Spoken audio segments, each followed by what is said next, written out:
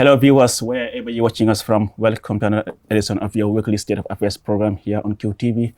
I'm your host, Aliou Cisse. As usual, I'm here with my co-host, Sidi. Thank you very much, Aliou. Well, viewers, today we are looking at a very important sector, I will say, in the country's economy, which is the port of Banjul. As we know, the port of Banjul serves as an entry and exit point for almost 80% of the country's international trade, responding to the needs of the socio-economy and economy and development of this country. Well, tonight we are joined by the managing director of the Gambia Ports Authority, Mr. Jobarteh, Ousman Jobarteh. Mr. Jobarteh, good to have you on the program. Thank you. Well, to start with, could you just share with us the current state of the Gambia Ports Authority? Well, thank you. The current state of the Gambia Ports Authority is that we're saddled with an increasing volume of cargo, which has been unprecedented to the extent that the business has outgrown the facility, and it is leading to a situation of serious congestion. So that's what the port is facing right now. But I mean, beyond that, what else? Well, beyond that, one has to look at the annual growth to the 10 years preceding December 2017. The annual growth in terms of average was between 6 and 7% for the 10 years preceding December 2017.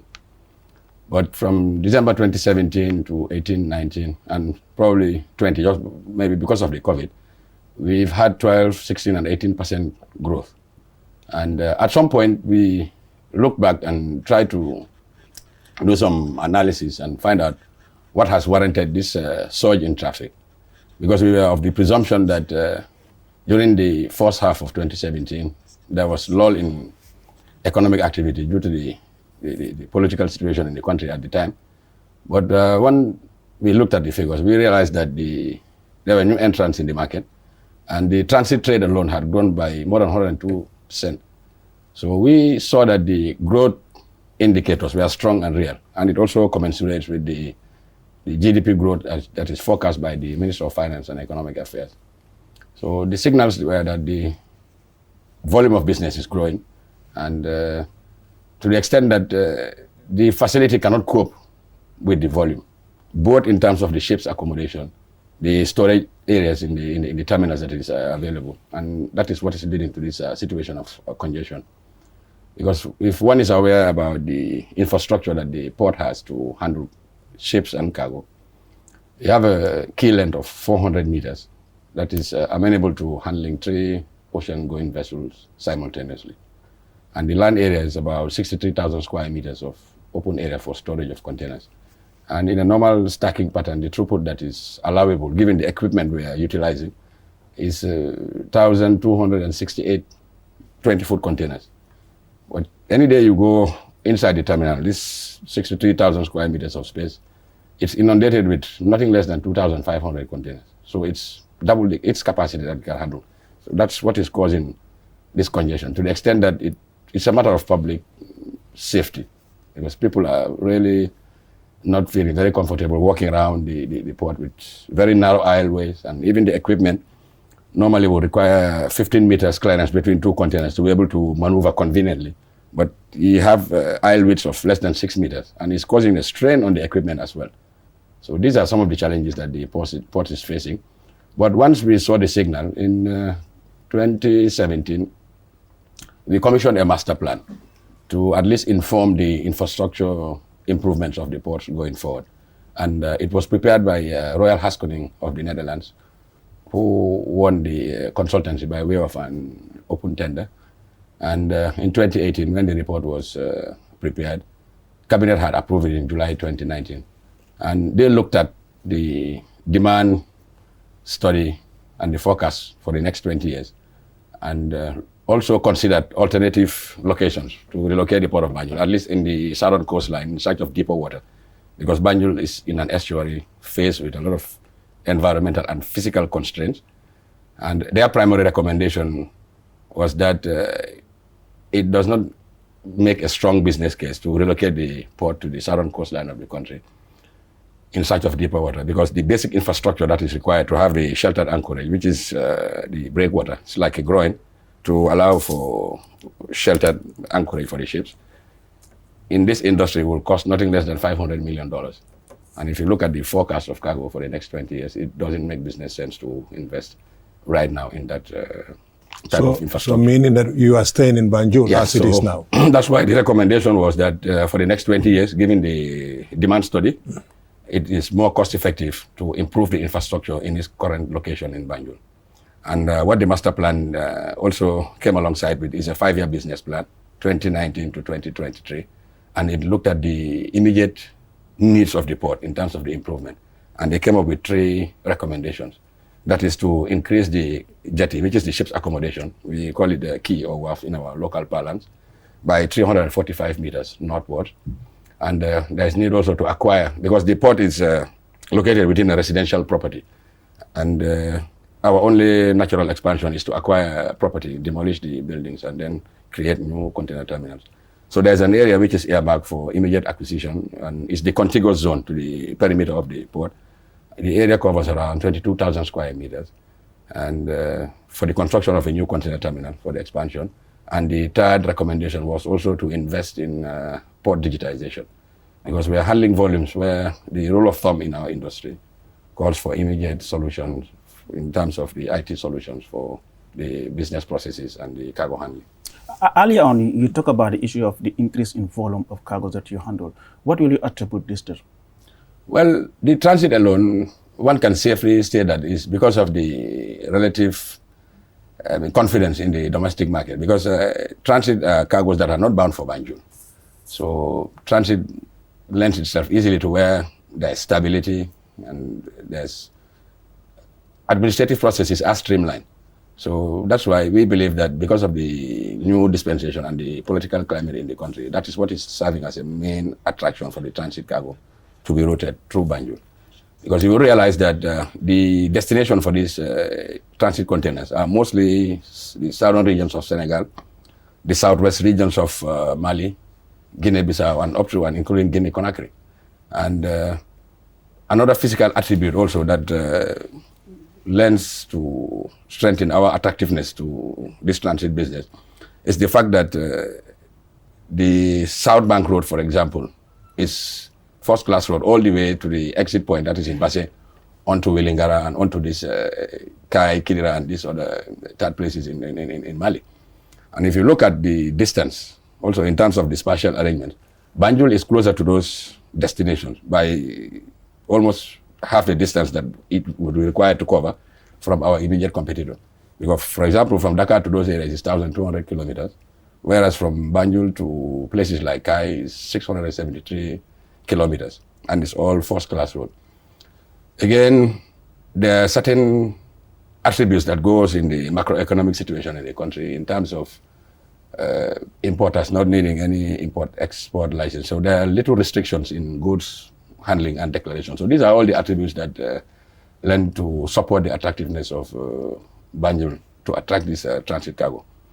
Again, another factor is the what we call cross-border trade, where goods get imported into the country, goes through our customs regime, duties are paid, but the regional clients come to buy wares from our shops, load them onto road vehicles and take them to these countries because of access, the quality of the goods, and also the relative stability in the country and the streamlined administrative processes. So these are all the attributes that go to attract customers to come. And it used to happen back in the days, we call them the glory days, in the early 92s when the Banjul free port concept was being mooted, where regional clients will practically sleep on the doorsteps of shops along the main economic zones in Banjul, awaiting shopkeepers to open, getting buy wares and take them to third countries, mostly consumer goods, textile, things like tea, candles, plastic products and the like. So these are easily the Thank you very much, Mr. Jobarteh. Just follow up onto the volume and the supply right now happening at the ports. There must be implications. What are the implications for us as citizens? Because when you talk about congestion, there are certain charges that comes with, like the damages and things like that. What are the implications financially right now?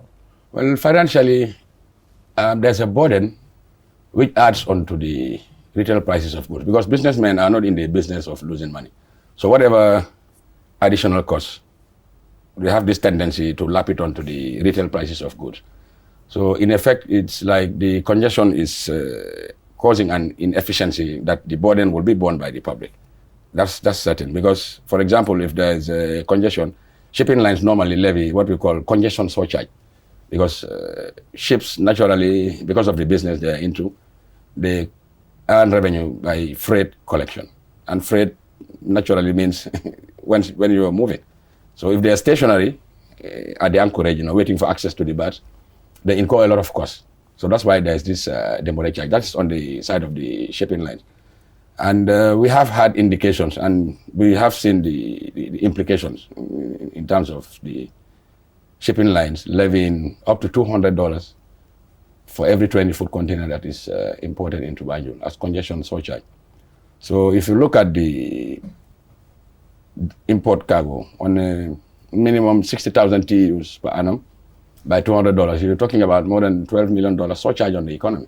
And it's all because of the inefficiency in the system, due mainly to capacity constraint. But going forward, what we're trying to engage the shipping lines is, that's why there's more the reason to invest immediately in the infrastructure improvement, such that shipping lines will be engaged with a view to removing this congestion surcharge, because it's a temporary charge. It's not part of the freight cost, but it's more or less like cost recovery. But you are charging the vessels as well. If you are charging them for them to charge the demurrages. Well, no, we don't charge the demurrage. I mean, you asked about the implication to us as consumers. Yes. Yeah, I'm saying that because when people pay freight to Banjul, it's to the destination. Yes. Now, if the ships come alongside and have to wait unnecessarily longer than expected, they have the tendency of levying. So you don't you don't charge the ships? Well, we don't charge the ships surcharge, because it's the reverse. Okay. They levy the surcharge on importers. And importers, if they incur they are basically charging for their time. Yes, the time spent idly, I could say, because they are waiting at the anchorage, not getting access to the berth to discharge or load cargo. You talk about the issue of infrastructure improvement. Whose responsibility is it? Well, we're a state-owned enterprise. At the end of the day, because of the nature of the financial viability of the port, we are obliged to invest in the infrastructure improvement. But what has happened in the past is that because of the huge financial resources required for investment in these facilities, for example, what the master plan has called for is $131 million in the envelope in terms of the improvements that are required. And the balance sheet of the port is healthy enough to guarantee or serve as collateral for some of these investments. But what has happened in the 3 series of the port projects in the past is government has had to work with DFIs, particularly African Development Bank, to secure concessionary funding for the 4th, 2nd, and 3rd Banjul port projects.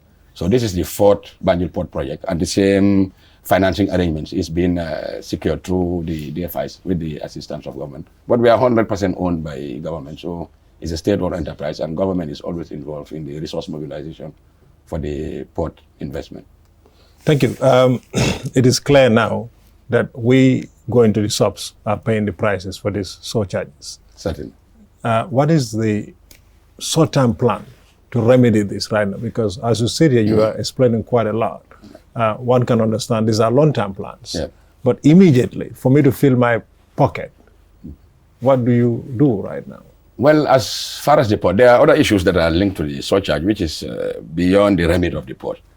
But what is within our control is operational efficiency improvement measures, at least to minimize the waiting time for ships at the anchorage, and also the dwell time of containers at the terminal in terms of the gate output for daily deliveries. So these are things that we are in control.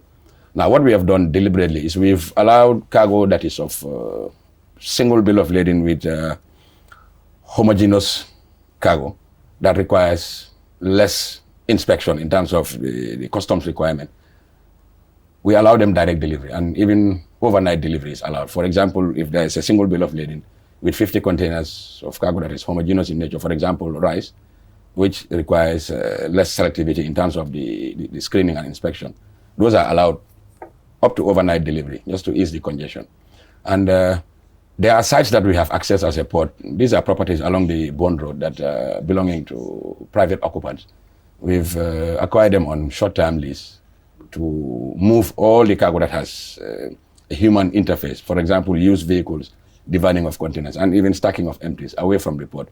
It's within a 2-kilometer distance away from the port. But it has really had some improvement in terms of the ship output.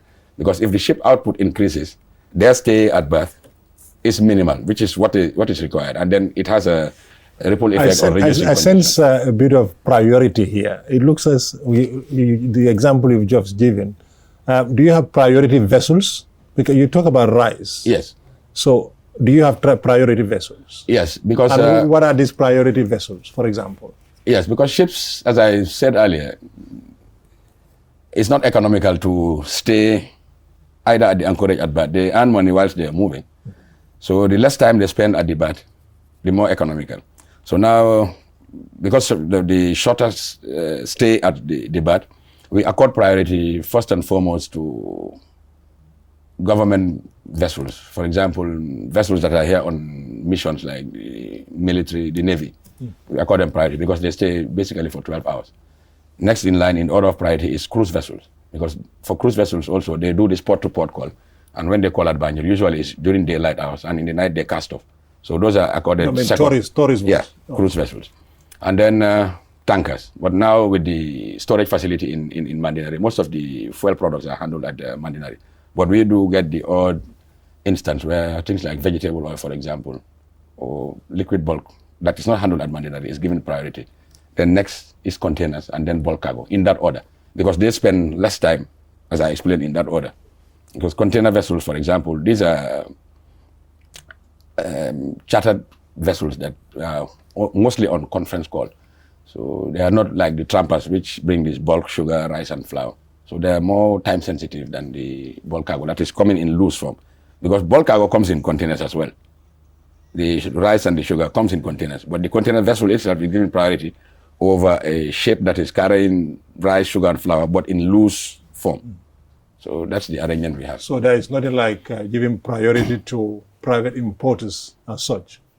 Well, not necessarily private importers. We give priority depending on the type of vessel and the nature of the cargo. So they come in that order. But the example I cited about importers having to be allowed, that's coming to the clearance bit, so that the terminal areas for storage would be decongested. Because if a big importer has one bill of lading with 50 containers of rice, we know it's homogeneous. Even the customs process would allow for that, because there's less selectivity. The cargo is homogeneous.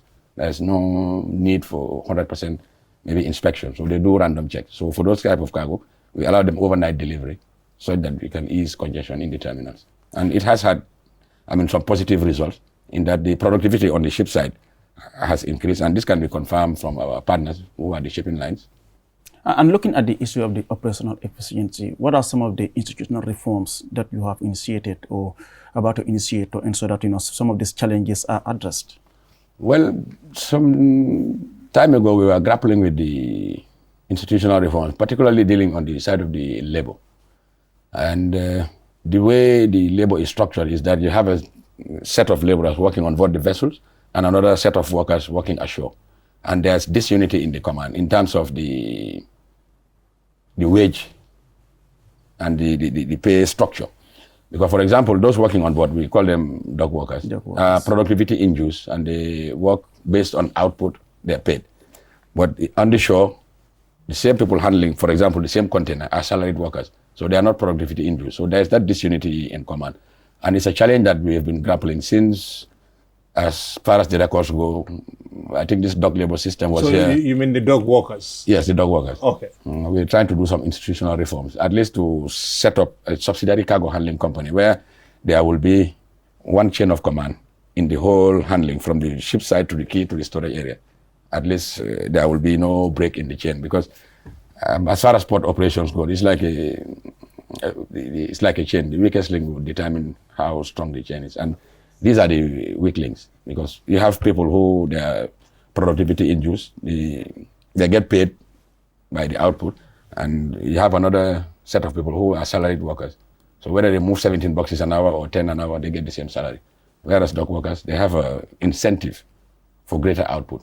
So we've launched the process through a validation, and we are doing a consultative approach with the dock workers. But the objective is to set up a subsidiary cargo handling company in which the dock workers themselves will hold equity in the company. At least it has the advantage of also addressing their terms and conditions of employment and also welfare issues, because this system has been in place, as the records have it, by way of a labor ordinance that was done in 1963, even prior to the port was established. So how long would this take? Because every now and then you hear issues with dog workers. I remember, protesting. I remember as far back as Dockyard. Well, yes, I said it started with the Labor Ordinance Act. That's how, according to the records, the dock labor was created in the Gambia. And probably what we like to consider is that it's like an accident of history that they are placed in a register where presumably dog workers have jobs for life, because there was no defined terms and conditions of engagement in terms of the relationship that binds them with the port. So these are things that we've been grappling with over the years. But thankfully, we have launched a project in which studies have been done since 1997 and even earlier by various international and local consultancies. And the primary recommendation in all of these studies is that we need to move away from this system because it has some inherent weaknesses. Primarily because there is break in the command between those that work on board the vessels and those that work at the shore. So, but because workers also have been clamoring for better terms and conditions over time, and it is deemed prudent to set up a subsidiary company in which they will hold equity as the port, and it will run like a private company. I think it will bring some fundamental. What are the reforms you will be looking at? You talked about digitalizing the ports. Yes, these are three urgent components that have been identified in the business plan that comes alongside with our 20-year master plan. And it's looking at three components that are very, very urgent. First and foremost is to extend the wharf by 345 meters, at least to increase the ship's accommodation so that we will reduce the congestion of ships having to wait at the anchorage. The second part is the contiguous zone within the port area, which is the half-dry properties, about 22,000 square meters of space. At least as we speak, 80% of the properties have been acquired through negotiation with the owners. And they're going to be relocated at Kachikali as part of the compensation package. So apart from paying for the land and the structures, we also allocate an alternative plot in Kachikali, such that if the owners are still desirous of constructing a dwelling house to maintain the family heritage, the opportunity would have been presented. And the third component is the port digitization. Because as I said earlier, we're now reaching volumes where we're handling in excess of 130,000 containers per annum. And the rule of thumb in the industry calls for immediate investment in IT solutions. Is this part of the master plan? It's the start of the master plan. But these are the three urgent components that the port is looking at between 2019 and 2023. And the envelope is about $80 million, thereabouts. But you may be aware in the local papers, because marine structures takes time to build, and there's a lot of requirement in terms of the environmental conditions. So what we've done is we've launched an environmental and social impact assessment study by way of tender to invite consultants to come and look at the geotechnical issues, the hydrographic issues, and advise, so that if you are going to tender to invite contractors, they would have had information about the conditions in the environment that will inform the type of design they're going to propose and the costing. As far as the other relocation aspects are concerned, it's also a requirement that the project is going to affect persons and places. So that's why there's need to do an impact assessment with a view to coming with a resettlement action plan and a social management action plan. And these are all combined in a study. But the line of action we're taking is we're doing one comprehensive ESIA to cover all of these components. So one ESIA will cover all the components of the port, including the relocation of the present ferry terminal in Banjul. Because the jetty extension, the way it is aligned, it is protruding northwards from its current location. And it will affect the shipping lane as far as the ferry traffic is concerned. So part of the study will also investigate the relocation of the ferry terminal and also acquisition of 2 new generation ferries. You talked about empty containers. Is there any way these empty containers are affecting congestion at the ports? Yeah, certainly it used to, because all the empty containers, you may now realize, have been handled at the Bond Road site, in this off-dock site that we're renting from private occupants. It used to be handled inside the port with the present congestion in the port. So really, moving the empty containers out of the port really had an impact in freeing up some much needed space. And going forward, there are plans to even create what we call off-dock facilities and inland container depots, up to and including a dry port that we are working with partners in Basse. So how much does it cost to keep these containers, empty containers you're talking about? Well, the charges are incremental. For import, there's a threshold. It doesn't go beyond a maximum amount, because this is an import cargo. You cannot keep charging on an incremental basis. But for the containers, because shipping lines are encouraged to recirculate the empty containers, so the charges are incremental for the empty containers. So the longer they stay, the more they pay. So but shipping lines. Are you thinking of perhaps buying your own lands where you can have all this done, renting warehouses and people's lands to keep this thing? Is it sustainable? Well, yeah, I know, because as I mentioned earlier, we have physical constraints because Banjul is an island and the port is within the estuary. And the hydrodynamics in the area would not be very cost effective to reclaim land seawards because of the siltation. Yes. So that's why in the port of Banjul, you see the facility is constructed such that there is a deck and it's resting on piles, at least to allow free movement. Because a fixed structure along the shoreline, what it acts as is a groin, and groin will attract more silt. If you are familiar with the environments along the seafront, where you have now the customs headquarters, that used to be the old port. But the facility was a fixed structure. But over time, you talked about you don't put your finger on as far as how much money is costing either you or whoever bringing this container. I think you can help us a little bit. And two, for storage. And two, you talk about you are leasing these lands. I mean, those businessmen don't buy these lands. They were allocated, aren't they? Well, before we lease, why the ports did not actually foresee this, that we would need space, more space. Mr. Jobarteh, I mean, I understand you've been at the ports for a very long time. So these are things that foresight would have helped. Yes, let me answer the difficult part first. Okay. Why not the ports acquiring land?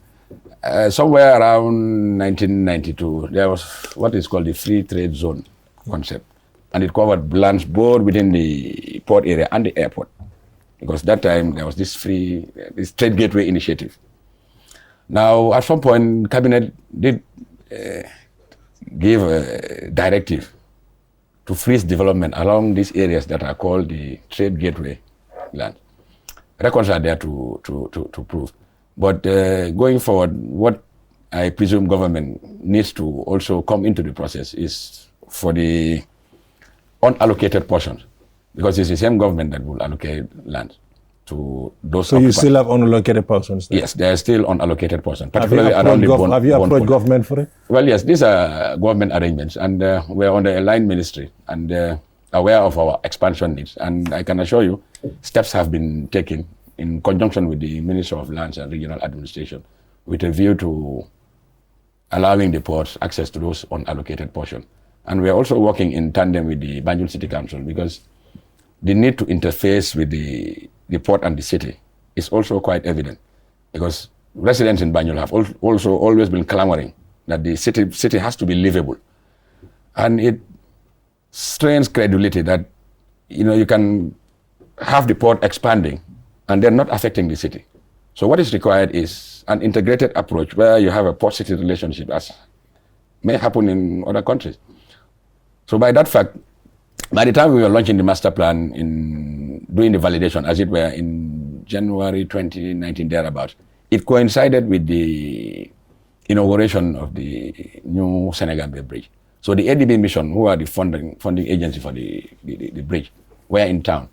And they participated in the validation workshop that we were organizing for our master plan, because, of being a traditional partner to the port. As I mentioned earlier, all the three series of the port development projects were funded by ADB. So during the validation workshop, the idea of an integrated port city approach came up. And immediately we applied for funding. The Banjul City Council, the KMC and the West Coast Region and the Port Authority jointly sent an application to ADB, and within 2 months we had a grant funding of $3 million, and a project is launched, which is being handled by UNOPS, called the Integrated Port City Development. What it is looking at is the spatial development of the city, whilst the inhabitants of Banjul are also allowed the opportunity to have the city to be livable. So there are plans to reclaim areas along the shoreline, near around Gambia Senior Secondary School, going towards Wadna Beach, and creating new boulevards, aisles, walkways, pedestrian walkways, cycle lanes, and it's a very elaborate and interesting project. All right, thank you. And part of it also is what we call the digital mapping of the greater Banjul, such that activities will be sited properly where they need to be. Now, this is what government is doing to help the port access those land. Now, the question also about... Just allow me. Well, we will go for a short break, and when we return, then you will elaborate more on what you're trying to explain as far as this master plan is concerned. Well, viewers, you're watching State of Affairs program here on QTV. I'm your host, Aliou Cisse, with my co-host, Sidi Cisse, and our guest tonight is Mr. Ousman Jobarteh, Managing Director of the Gambia Ports Authority. We are looking at the current state of the seaport of Banjul. We'll go for a short break, and then we'll be back soon.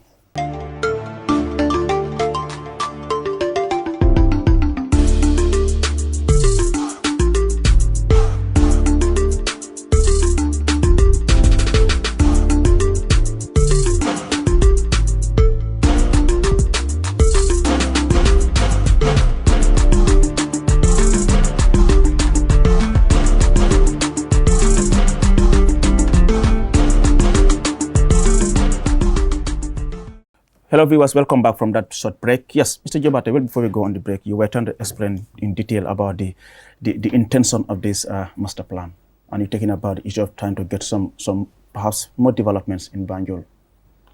Yes, just maybe before we proceed, just answering the easier part of Mr. Cisse's earlier question, why we are leasing land from private occupants. Yes, when you can get it yourself. When you can get it yourself. Well, yes, the lands that we're going to access would need time to reclaim and allow to settle, because if you're familiar with the topography in Banjul, around those areas, the water table is very high. So if you dig up even less than 1 meter, you'll meet water.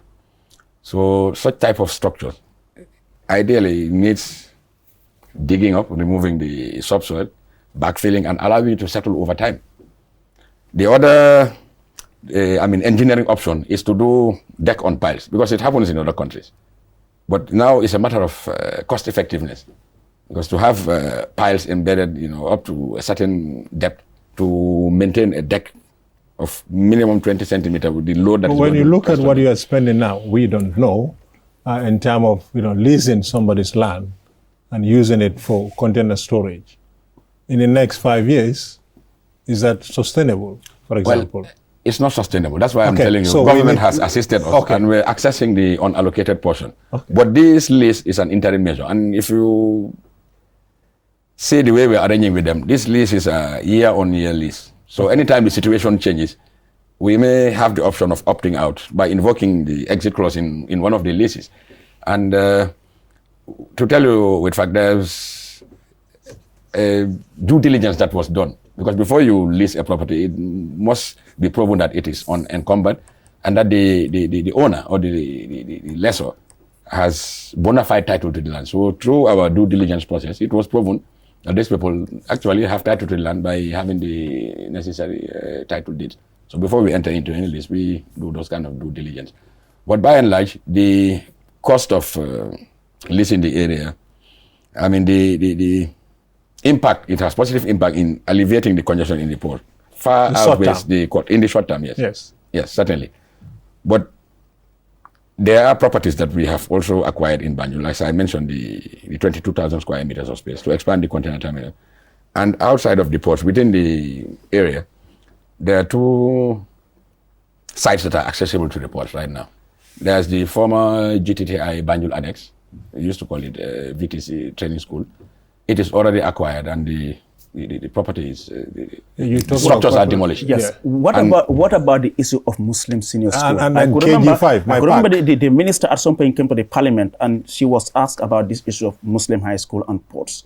Well, Muslim and VTC, they are cohabiting because they share the same perimeter. Yes. So I was going to come to that now that we've gotten VTC Annex, next is Muslim. And we have been engaging with the school authorities and the owners of Muslim high school. And now government is also assisting the port through a tripartite arrangement, because it has now become clear that the school facility, Muslim itself, has no structural integrity as a building. So the Board of Governors and the Alumni Association of Muslim and the Banjul Muslim Association and the Committee of Banjul Muslim Elders and the ministry, we have a stakeholder arrangement where it has been agreed that Muslim will now relocate to a new site that government has allocated to them in Brusubi. So we are doing some valuation with a view to negotiating for the compensation of Muslim. Does that include the KG5 park as well? I'm coming to KG5. So if we do VTC and Muslim, we'll have a large area to be able to relocate some of the activities that have human interface and free up the port from congestion. For KG5, we have been engaging with the Banjul City Council, and their intention is to have the playing grounds relocated within Banjul. So they have identified a site which is adjacent to the new National Assembly complex, and this is where we intend to relocate the KG5. So for my fellow Banjul residents not to be much agitated or feel any consternation, it's not that we're acquiring the KG5. We're relocating it to a new site that the BCC has clearly, expressed to us that their intention is for the facility to be moved to a site that they have identified adjacent to the new National Assembly complex. We former students of Muslim high school, we felt having Muslim high school there really helps us in our memories. Moving it will really... Well, part of the stakeholder engagement has also came out with the parties accepting the desire of the original owners of the school, that is both the Banjul Muslim Association and Committee of Banjul Muslim Elders, to have the facility replicated within Banjul. So at that level, their intention is there's a site within the King Fahad praying grounds, at least the open area that is bordering on Boxbar Road. I think they have clearly, no, Moscow, sorry, not Boxbar Road. They have expressed their intention to come up with a design and then go for resource mobilization with a view to having Muslim high school, relocated within that area. So basically, they don't want the school to be relocated out of Banjul. Well, the relocating to Brusubi is temporary because the structure has no integrity right now. Yeah. And then the enrollment figures are going down. These are things that the principal has clearly, elaborated in a report that is very convincing. But and now, all the signs are that it really needs to move. Good. But now, considering all the constraints that you have mentioned, how competitive is our seaport compared to the neighboring countries? Well, competitiveness is a relative terminology because all ports, like to market that, they are competitive because of access to markets. But what we can say as a port is that we thrive on the macroeconomic, systems that are in the country that allows trade to flow easily, and the long history of fruitful collaboration with Gambia Revenue Authority or Customs also helps in our competitiveness. How? Well, there's no need for import-export license. There are less restrictions in goods declarations and clearance procedures. And GRA, by a matter of fact, has a fully IT-based platform for goods declaration and processing of customs entries. It's called Asikuda A+, and I think now they've graduated to Asikuda A-Star. And coming on the side of the physical aspects also, the dwell time of containers in Banjul is 5 days. 80% of goods that get landed into Banjul gets cleared within the 5 days that is allowed. All because of the administrative processes, which are streamlined. And it doesn't happen in other countries. And then our proximity to the third destination is also an added fact, to the extent that if you look at the import figures, minus the domestic consumption, because these are estimates, although we don't have you can't put fingers on it, because what goes through the cross-border trade is also at times going through the informal channels. But as a guesstimate, one can safely say that up to 40% of goods that come into the country through our customs regime find their way to third countries by way of this cross-border trade. So we are attractive as it comes to being a supermarket for the sub-region. I think it's 60%. Well, yes. I said that's what it said. So, Yes. But it can be up to 60%. Yes. Yeah. Before we move to another important listing of the post, that's the ferries. Yeah. I just want to ask this question. We have observed that so many vehicles are now coming through Senegal to the Gambia and not through the seaport. For example, if you go to Denton Bridge, you will see a lot of vehicles there. Why? That is caused mostly by economies of scale again, because in Dakar, the main car carrier, we call them, Grimaldi lines, they have a concession in one of the Molwit, I think, or Molde in the port of Dakar. And the concession allows them, I think, up to about 8 hectares of space where they can bring vehicles in maybe 4,000 to 5,000 load, I mean, in a ship load, all bound for West Africa, because they have a concession in Dakar. So they can bring a border ship to Dakar and drop all the 5,000 units. And then a feeder vessel will come to Dakar and pick up maybe smaller consignments, maybe the odd 400 for Banjul, 300 for Sierra Leone, 700 for Conakry, in that order. So if a border ship carries 5,000 units to Dakar, when they quote you freight from Europe, it's going to be cheaper because of the economy of scale. Now, if you ship direct, because the ship doesn't come directly to Banjul, because they have a facility in Dakar.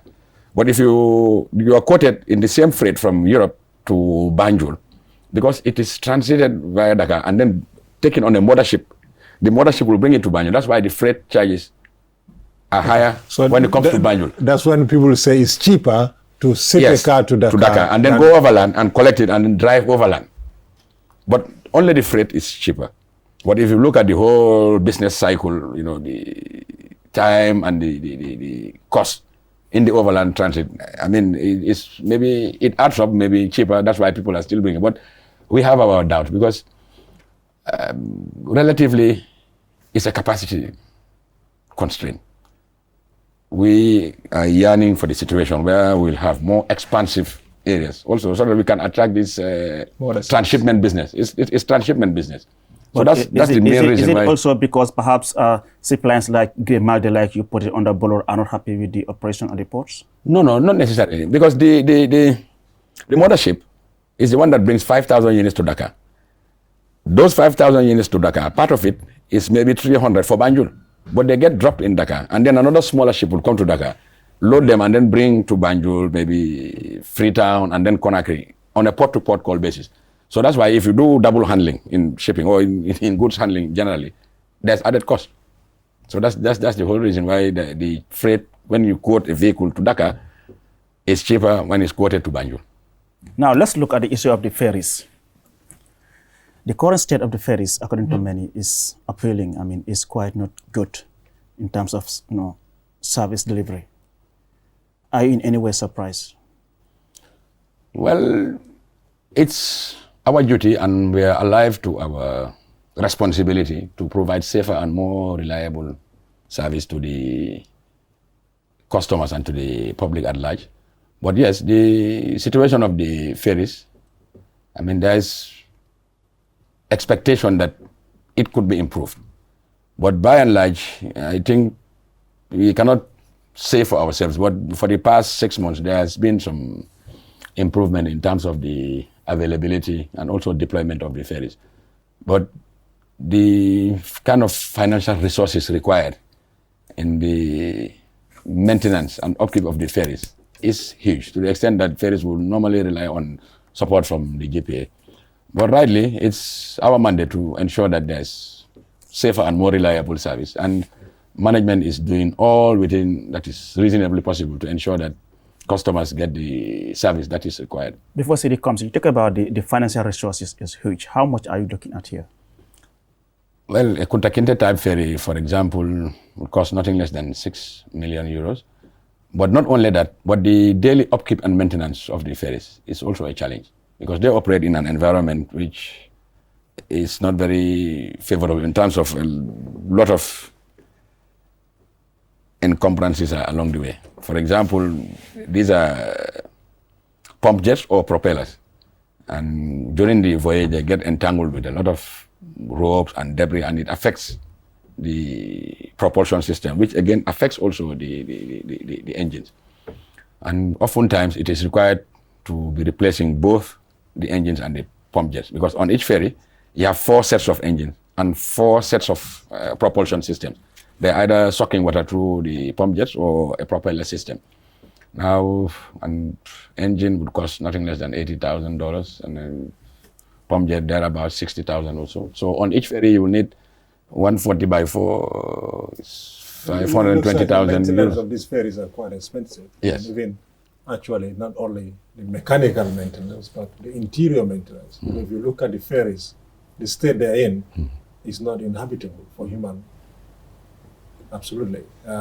Why, for example, give that industry to a private investors to do it? Well, we have tried that in the past, and it has borne some results. But again, it's a matter of cost effectiveness. At the end of the day, you spend huge millions on, for example, getting a private company to provide all the cleansing and sanitary services. And then on the other side, you have also some technical requirements in terms of purchase of spare parts and fuel. So it's more or less like a balancing act. Giving the ferry service to a private... Oh, privatizing the ferry. Privatizing the ferry service. Yeah. Mr. Jobarteh, you've used ferries all over the world. You see the conditions of ferries in terms of safety, yes, in terms of how the ferries are kept and maintained. Yeah, government. Those are things that are missing, here. No, and government just is quickly, we've seen you've done a lot of work with the ferry anchor, but it seems there's still a defect on it. On the lander, yes. Yeah, on the lander. Well, I can say with certainty that government has been given a lot of support when it comes to investment in the ferries. And as of recent, there was even an expression of interest that was floated in the local newspaper, sometimes in February, inviting for partnership for the operations and management of the ferries. But the capital investment that is required is so huge that oftentimes it is what, makes any potential private party to shy away, but we're open to it. It just depends on the level of interest that is garnered from the private sector to come and at least look at what is required in terms of the capital investment against the operating costs, and also that is the tariff that is charged. Because ferries is a social service, and it is the tariff is controlled by government and without a lot of subsidy. So the company really is finding it difficult to raise the kind of financial resources that is required for upkeep of the ferries to the level that would make the ideal expectation of the customers and the traveling public. But we are open to all suggestions when it comes to private partnership. On the defect of the landing before Ali comes in, we don't have a lot. Yeah, the landing bridge is new, but there's a problem with the electronic system it comes with for the heaving and the lowering of the deck. That's why oftentimes, I'm sure you may have tested it, you have to get a for it to depress. But it only happens during a certain state of the tide and on a particular ferry. Okay. So it's not all the time it happens. But our guys are attending to other pressing issues on a daily basis. Okay. But it is being given priority. There are 2 counterweights on either side of the lander. And it's an issue of now calibrating it so that the electronic system would work in case it needs to be heaved up or It's been a long time. Yeah, it's been a long time, but be rest assured, we are alive to our responsibility. Well, this is not what we desire. Let's now look at your reforms as far as, because many people will tend to attribute this into perhaps, weak financial management. What have been your reforms to address this? The ferries. Yes, but generally. Well, the ferries, like I said, they've gotten a lot of support from the GPA.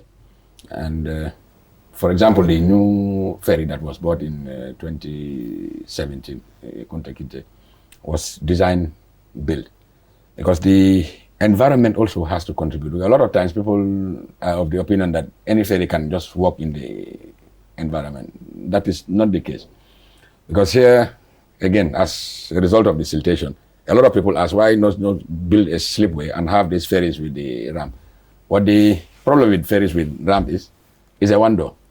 So you head in and back out. Or you back in and then head out. Because it's a one door.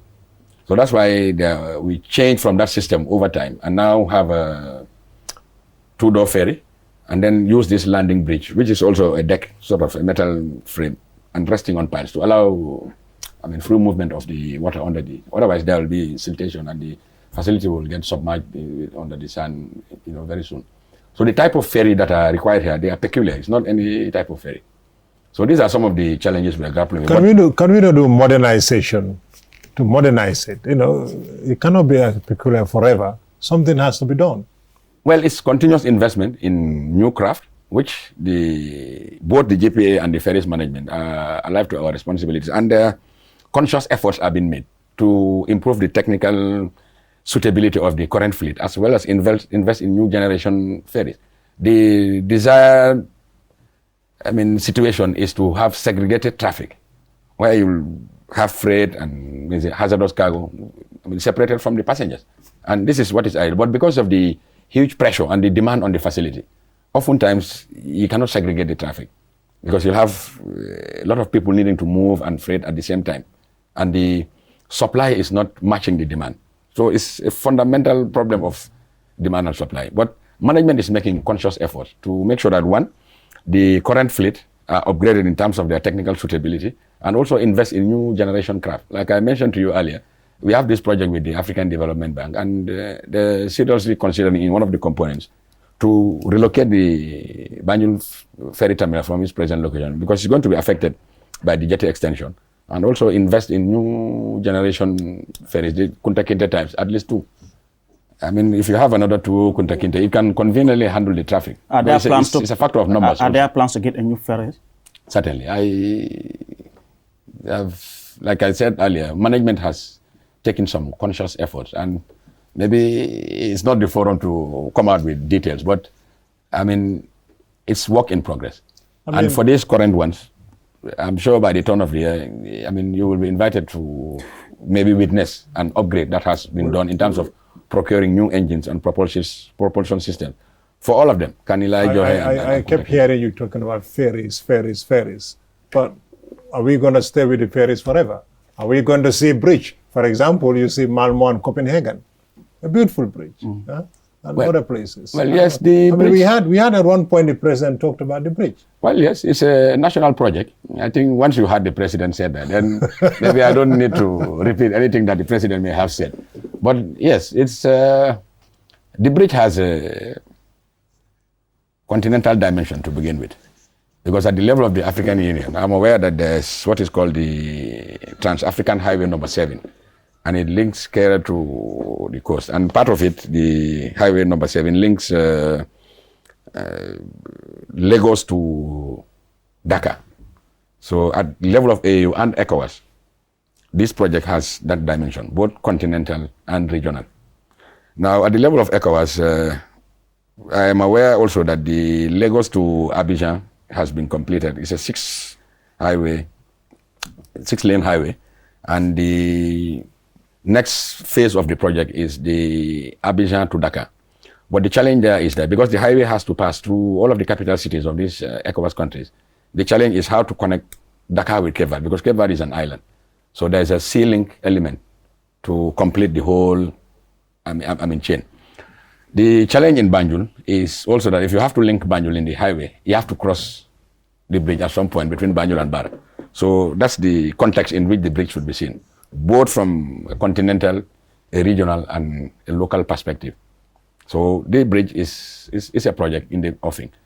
At the local level, I understand there has been a lot of unsolicited offers from interested parties to construct the bridge between Banjul and Bara. So the studies are ongoing with a view to determining the most optimal design and location, also looking at the consideration of how it will affect the shipping lane, for ships that are coming into Banjul. And you think it is doable? Yes, certainly, it is doable. Right. So I'm saying it's been done all over the world. Well, yes, that's what I'm saying. The bridge has to be looked not only at the local context, but it has a continental, a regional, and a local dimension. Thank you so much, Mr. Jobarteh. It's quite interesting. Well, viewers, I'm afraid with that we come to the end of this edition of your weekly State of Affairs program with the Managing Director of the Gambia Post Authority, Mr. Ousman Jobarteh. Mr. Jobarteh, thank you so much for being on the program. The pleasure is mine. And Sidi, thanks so much for being on the program. Well, viewers, thank you so much for watching. Bye-bye.